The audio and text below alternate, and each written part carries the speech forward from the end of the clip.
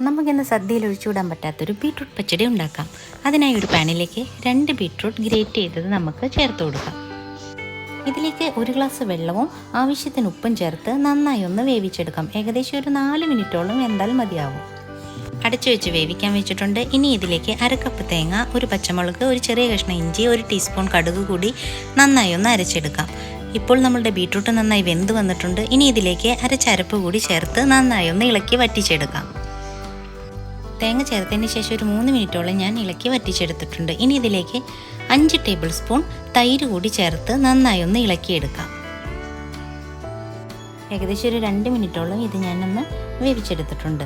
അങ്ങനെ നമ്മളുടെ ബീട്രൂട്ട് പച്ചടിക്ക് അവസാനമായി 1 ടേബിൾ സ്പൂൺ വെളിച്ചെണ്ണയിൽ കുറച്ച് കടുകും കുറച്ച് കറിവേപ്പില വറ്റൽമുളകും ചേർത്ത് ഇതിലോട്ട് ഇട്ട് കൊടുക്കാം. അങ്ങനെ മിനിറ്റുകൾക്കുള്ളിൽ തന്നെ ബീട്രൂട്ട് പച്ചടി റെഡി ആയിട്ടുണ്ട്. അപ്പോൾ വീഡിയോ ഇഷ്ടമായാൽ എല്ലാവരും ഒന്ന് തീർച്ചയായും ട്രൈ ചെയ്ത് നോക്കണം.